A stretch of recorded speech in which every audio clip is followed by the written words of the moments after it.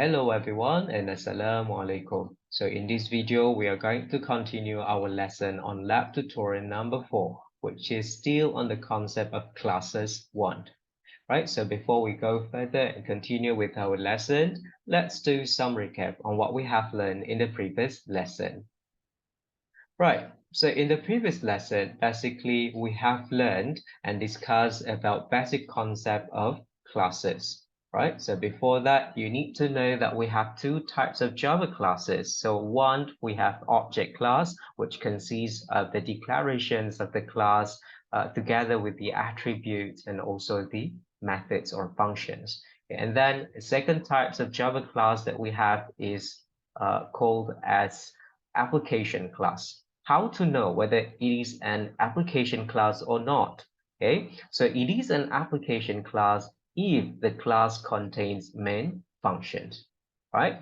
So before we continue with the application class, so let's do some recap on what we have learned about Java object class. Okay, so we have learned on the 7 important steps in order to define an object class, which consists of declaring the class as the first step, and then followed by declaring the data members or attributes, and then declare the constructors, whether it be normal constructor, default constructor, or copy constructor, and then declare accessor, then declare mutators, declare processors, and then last but not least is to declare printer method.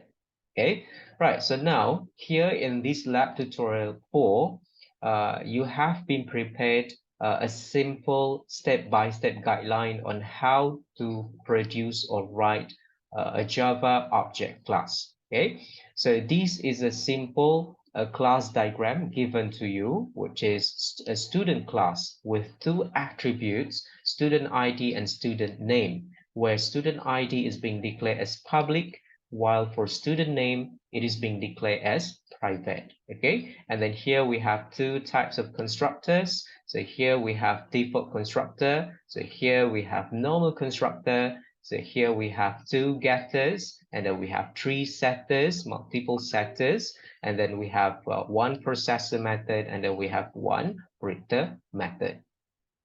All right, so basically in the previous lesson, we have learned on how to transform or translate this simple class diagram into Java programming language. Right, so look at your right-hand side here. So this is the sample object class that we have created together in the class last week, right? Okay, so here you can see that this object class consists of 7 basic steps. Okay, so the first step is to declare object class, public class student. And then the second step is to declare the attributes, also known as data members. Okay, so you need to make sure the access modifier used in this program are basically matched with what you have designed in the class diagram here. Okay, so we have public int student ID, and then we have private string student name. Okay, and then the third step is to declare constructors. Okay, so we have two types of constructors. So first we have a default constructor, and then second we have normal constructor. Okay, so again, you need to know what is the functions of having constructor. Okay, so constructor is having two main functions or two functions. So the first function is basically to construct or to instantiate or to create object. And then the second functions of having constructor is to first initialize the value for the value of the attributes for the object. Okay, all right, and then step number 4 is to declare accessors, or also known as getters. So what is the functions of having getters or accessors? We use accessor basically to get or retrieve specific data for a specific attribute, which is basically being declared as private. Okay, let's say you have 2 attributes, so you're going to have 2 different getters. Let's say you have 5 attributes, so you're going to have 5 different getters. Okay, all right, and then step number 5 is to declare mutator, or also known as setter. Okay, so for mutator, we have two types of mutator. One is one single sector, and then we have multiple sector. Okay, single sector or single mutator means we create one function to modify, to update, or to edit multiple values or multiple attributes. Okay, um, and then as for the multiple sector, you will create one function or one specific sector for one specific attributes. Okay, so it will be just like uh, the getter that we have discussed just now. Let's say if you have two sectors over here, if you have two attributes, so you're going to have two sectors. So if you have five attributes, then you're going to have five different sectors. So again, what is the functions of having sector? So sector is used to update, to modify, to edit the value of the attributes. Okay, all right, and then step number 6 is to declare the processor. So processor is also known as calculations method or display method. Okay, but then in this sample class diagram, it requires us to develop a display types of processor method. It is not a calculations method. Okay, so here is how we declare a processor method. And then last but not least, so step number 7 is to declare printer method. So what is the functions of printer method? So printer method is basically to return back or to retrieve multiple values for multiple attributes, which is the drawback or one of the functions that cannot be provided by the getter. Okay, so remember, you do not have, or we do not have one single getter to get the whole or multiple values for multiple attributes. Okay, so to do that, let's say you are being asked to display multiple value for the attributes, multiple values for the attributes, then you can use printer method to do that. Okay, so in this sample printer method, you can see that by calling or invoke this toString method, we can return two values for two attributes, okay, at once. Right, so this is a sample of complete object class that you can use as your reference as for now, yeah? Okay, so now let's try to create the application class for this particular program. Okay, right, so now I want you guys to open another new text editor here. Okay, so open another new text editor here. Okay, so as usual, I want you guys to put some author details up here before you write your program. Okay, or you can simply copy from the previous program. Okay, copy and then paste it here. So here you can change from object class to application class.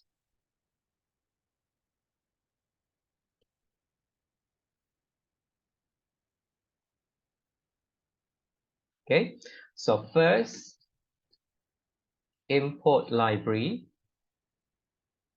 Okay, because later on we want to do some user input. Okay, so we need to import a specific library so that the compiler will know and understand what is basically the specific instructions that we want to give to it. Okay, so import library. So how to import library in Java? So import java dot util dot util.scanner. So this is the specific library to prompt user input using scanner class. Right, and then declare application class.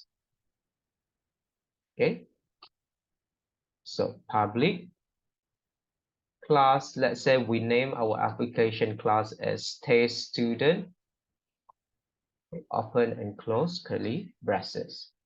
Okay, and then inside the class, uh, declare the main function.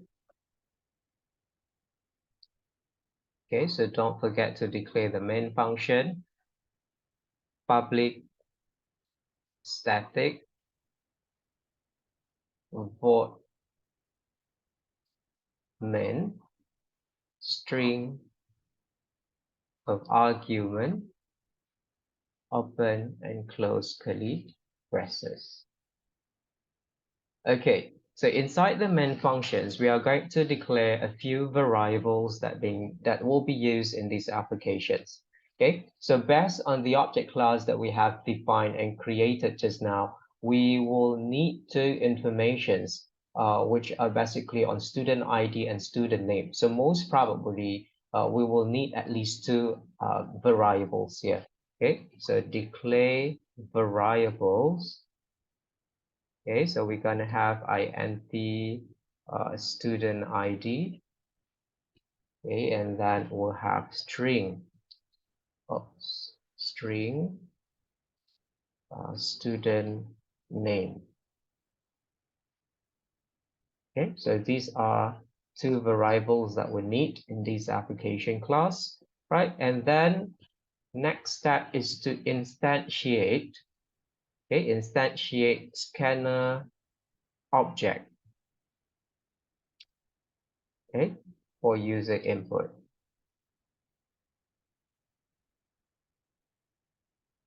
Okay, so how to instantiate? So scanner input equal to new scanner. Inside the parentheses, you write and system.in. Okay, so you have instantiated an object from scanner class. Okay, so next is to instantiate, okay, to instantiate student object. Okay, so this object class is named as student class. So now once you have completed or defined the object class, meaning to say you are ready to create or instantiate an object from this class. Okay, so now how to instantiate, how to create an object from the class that we have developed or the class that we have defined just now. So instantiate student object. Okay, let's say we create the first object using default constructor. Okay, so put some comment here. So using default constructor. Okay, so if you create an object using default constructor, meaning to say you don't have any data ready yet, okay? So you just want to create an object using the default values that you have assigned or declared in the object class here. So from when you look at this object class, these are the default values, okay? So if you create an object using default constructor here, you will initialize the student ID and student name using these default values. Okay, so now let's continue. Instantiate student object, so student, okay, the class name, student, and then give name of your object. So let's say I name my first object as plagia1 equal to new student. Okay, so since we are using a default constructor, meaning to say here, we will use empty parentheses. So student empty parentheses represents default constructor. We try to create object plagia1 using default constructor. Okay, so now we have basically created an object named plagia1.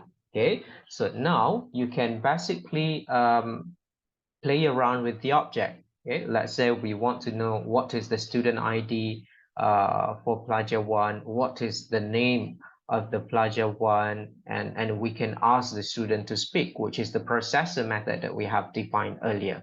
Okay, so now let's say we want to display student ID for plagia1.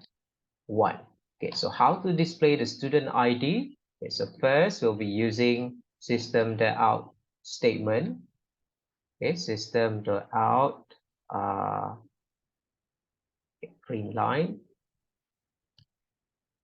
Okay, so you put some proper message or title here. So student ID.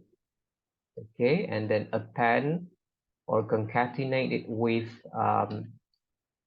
the value. Okay, so how to get the value is basically, all right, so you look at the object class here. So we want basically access this value, which is attribute student ID, but then you look at the access modifier that being used to declare the student ID. So here we use public. So what does it mean by when we use public? Okay, so how to access the value? So we can simply access the value of the attributes that being declared as public by using the attribute name directly. Okay, so how to access it directly? Okay, so here you can see, first you need to write the object's name, pelajar1 dot, okay, dot student ID. Okay, so this is what I meant by accessing the value for student ID directly. Okay, so student ID is basically the name of the attribute. Okay, so this is how we get the value for student ID. Okay, and then let's say we want to display name for pelajar1.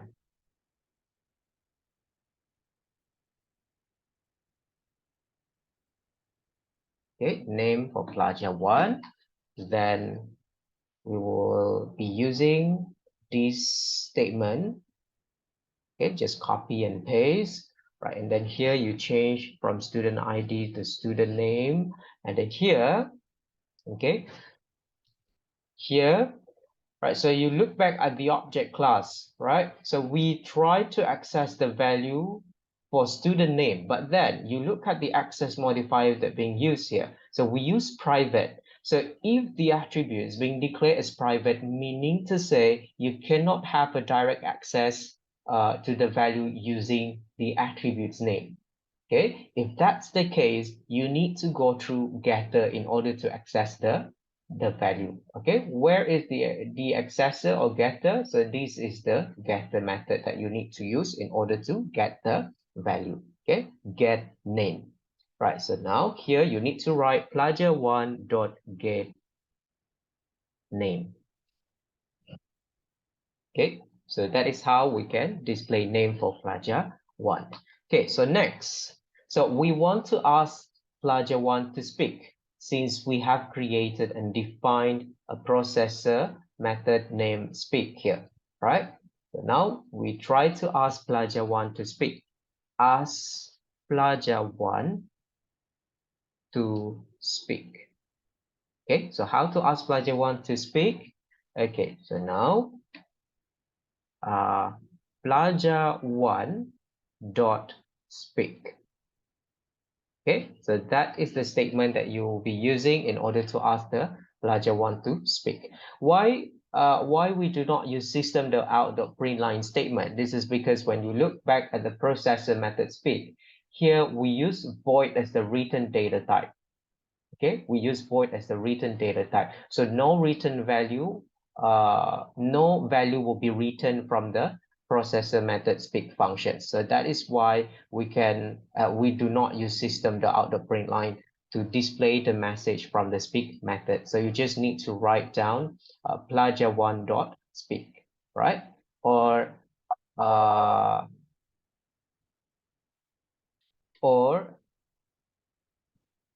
okay, maybe you can add on a proper message here. So system dot out dot print line, system dot out dot print line. Okay, let's say we put a title speak. Okay, so here I don't want to use line, so just print. Right, so that the message will be append or display right after the speak message here. Okay, so side by side. Okay, and then we want to display all information at once. So we want to display the information about Plagia 1 at once. Okay, so how to do that?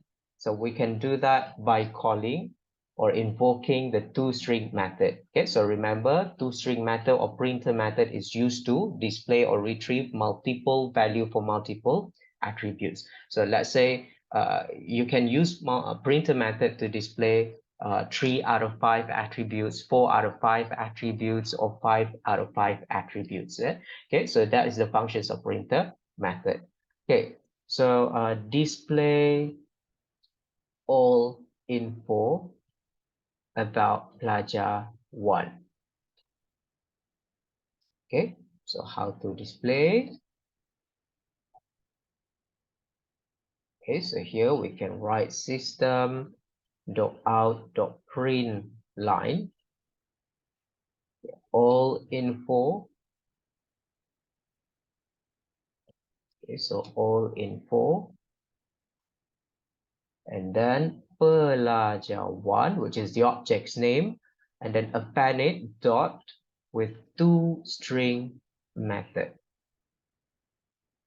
Okay, so that is how we display multiple info for Plagia 1. Okay, so now I think we are ready to compile and run this program. Okay, so compile, accept this program first.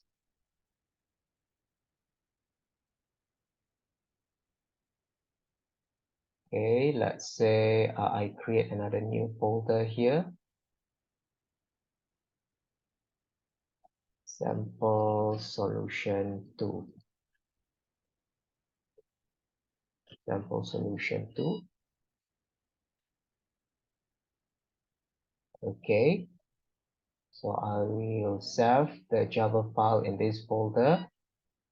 Okay, so remember to name the Java file based on the class name that you have defined in this program, yeah, which is test student. So test student, and then don't forget to change the file extension to Java file. Oops, Java source file. Okay, set. Right. Okay, so now I want to make sure that the file is ready.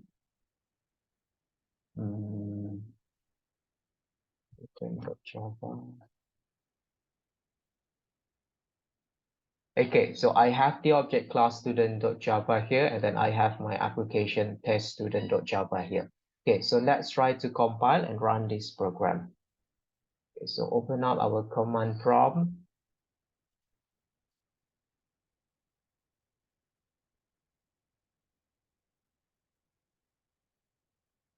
Okay, so in my case here, I save both Java files in my pen drive, in my thumb drive, which is local disk, which is drive D. Okay, so how to change from local DC to drive D? Okay, so you go to your command prompt, just simply type in D and then colon, then enter, right? So you can see that the directory is being updated from local DC to drive D. Okay, so now you need to make sure that this command prompt is pointing to the directory of where we have stored and saved these Java files. Okay, so just copy this complete directory and go back to the command prompt, then type in cd, means change directory, and then paste the directory here. Okay, and then enter. Okay, all right. So you can also see the available files in this folder. Okay, just to reconfirm dir. Okay, so here are the files that we have in the folder. So we have test student and student.java. Okay, so now let's try to compile our object class first. Java C student dot Java. Okay, so there is no error being found, meaning to say we are good to go. Right, so now let's try to compile our application class. Java C test student.java. Okay, so now we have one error being found. I think it is due to speak method. So it's supposed to be capital S if I'm not mistaken. So let's try to check together. Yes, the speak or the processor method speak supposed to be in capital S. Okay, so here we can change S to capital S. Okay, so don't forget every time you do amendment in this program, you need to save it first. And then you go back to command prompt. Let's try to recompile. All right, so now our program is free from any bugs and error. So we are ready to run the program. Okay, so how to run? So just type in Java test student. Okay, so remember we only run application class. Okay, so we do not run the object class. So Java test student. So enter. Okay, so this is the sample output that we got when we successfully compiled and run the program. So this is the sample program. So we have student ID 1234, student name unknown. Okay, when we try to ask the plagia one to speak, so he will reply with hello everyone. Okay, and then here we try to display all informations about plagia one. Okay, where the program will be able to display the info about student ID and student name. Okay, right. So here you can see that the values that are being displayed to us are basically default values. Why is that happen? This is because when you look back at your application class, we created object plagia1 using default constructor. Again, if you create an object using default constructor, the value for the attributes will be initialized to these default values. That is why you can see the output is being declared as 1, 2, 3, 4, and unknown for the student ID and student name respectively. Okay, so now let's try to create another object. So remember, we can create or instantiate multiple objects from the same class. So this is one of the best thing about object-oriented programming approach. Yeah. Okay. So now, so you put some space here, just to make sure that our program um, is neat and tidy and easy to read. Yeah. Okay. So now, um, maybe you can put some comment. Now we want to create second object plagia 2 using normal constructor. Okay, so using normal constructor. Okay, so first, let's try to prompt some data or informations from the user by prompting the user on a few inputs. Yeah. Okay, so now from user input. Okay, so first we prompt for the student ID. Okay, we ask for the student ID, so system.out.print. Okay, so give some proper instructions. So please enter student ID. Okay, right, then capture the value that user key in using input statement. So student ID. Okay, so student ID is the variable that we have declared earlier. So this one. So student ID should be capital S equal to, okay, student ID equal to input dot next int. Okay, so since we declare student ID variable as integer data type, then we need to use next int functions to do that. Okay, right, and then we prompt or we ask for student name. Okay, so this one we change to student name input dot. Okay, so if it is a string, then we use next line. Okay, so now basically a white space error will occur here. Okay, if you still remember, white space error will occur whenever you try to prompt a string value after you prompt any numerical values. Okay, let's say for example here the situation is that we ask for numerical values and then followed by uh, string values. Okay, so if that's the case, it is better for you to write input dot next line. Okay, what is the purpose of having this line is to basically remove white space error. Okay, all right, so now once you have the data ready, okay, so once you have prompted values for student ID and student name from the user. Okay, so now you are ready to instantiate the second object, which is pelajar 2. Okay, so instantiate second student object. Okay, so student, the class name, and then followed by the object's name, pelajar2, equal to new scanner, student, okay, and then parentheses, semicolon, right? So remember, if you create or instantiate an object using normal constructor, you need to pass certain parameters through the parentheses. Okay, instantiate second student object using normal constructor. Okay, so here we want to pass two parameters. Okay, so now let's try to look back at the object class. So this is our normal constructor. When you look at this normal constructor is expecting to receive two parameters.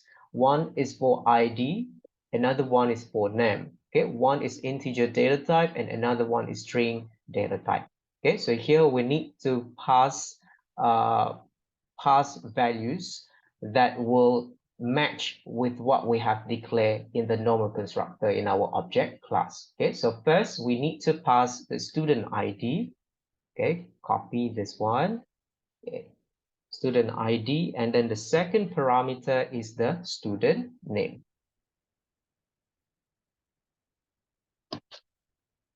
All right, so this is the statement to declare or construct or instantiate the second object named pelajar2. Okay, so now we are ready to manipulate or play around with the pelajar2 object. Okay, let's say we want to do the same thing.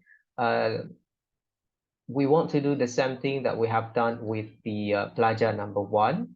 Okay, so just copy this statement until line number 35. So copy and then paste it here. Okay, so you just need to change some statements here. So here you change display student ID for pelajar2. This one, the object's name, you change from pelajar1 to pelajar2. This one also pelajar2. This one pelajar2. This one pelajar2. And this one pelajar2. And then this one is also pelajar2. Okay, so now I think we are ready to compile and run our program and see the difference between pelajar number 1 object and the second object, which is pelajar2. Okay, so save and then go back to your command prompt and then recompile javac teststudent.java.